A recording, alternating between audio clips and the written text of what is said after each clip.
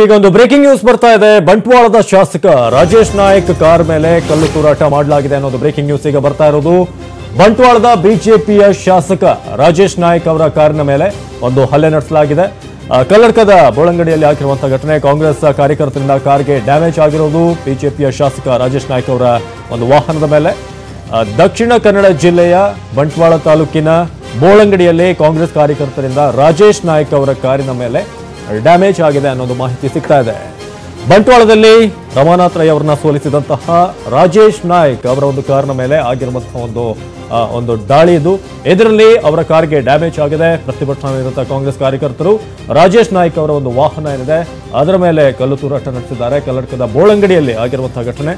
ಈ ಒಂದು ಘಟನೆಯಲ್ಲಿ ರಾಜೇಶ್ ನಾಯ್ಕ್ ಅವರ ಒಂದು ವಾಹನಕ್ಕೆ ಅಲ್ಲಿ ಘಾಸಿಯಾಗಿದೆ, ಅಲ್ಲಿ ಡ್ಯಾಮೇಜ್ ಆಗಿದೆ. ಬಿಜೆಪಿಯ ಶಾಸಕ ರಾಜೇಶ್ ನಾಯ್ಕ್ ಕಾರಿನ ಮೇಲೆ ಇದೀಗ ದಾಳಿ ಹಾಕಿರುವಂತಹ ಸುದ್ದಿ ಇದೀಗ ಕಲ್ಲಡ್ಕದಿಂದ ಬರ್ತಿದೆ. ಬೆಳಗ್ಗೆಯಿಂದ ಕರಾವಳಿಯಲ್ಲಿ ಈ ರೀತಿಯಾದಂತಹ ಅಹಿತಕರ ಘಟನೆಗಳು ನಡೀತಾ ಇದೆ.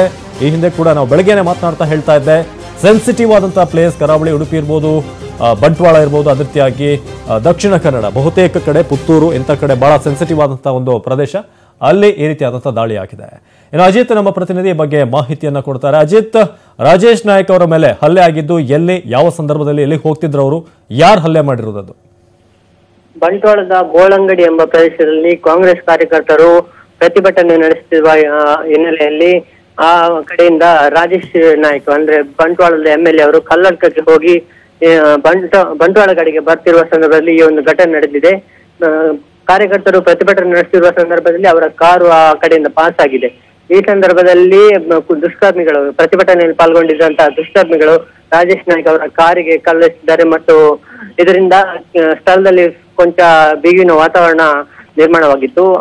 ಸ್ಥಳಕ್ಕೆ ಭೇಟಿ ನೀಡಿದ್ದ ಪೊಲೀಸರು ಇದೀಗ ಪರಿಸ್ಥಿತಿಯನ್ನು ಶಾಂತಗೊಳಿಸಿದ್ದಾರೆ ಮತ್ತು ಯಾವುದೇ ಗಲಭೆ ಆಗದ ರೀತಿಯಲ್ಲಿ ಪರಿಸ್ಥಿತಿಯನ್ನು ಹಸ್ತರಿಗೆ ತಂದಿದ್ದಾರೆ. ಅವಿನಾಶ್, ಓಕೆ, ಧನ್ಯವಾದ ಅಜಿತ್ ಮಾಹಿತಿಗಾಗಿ.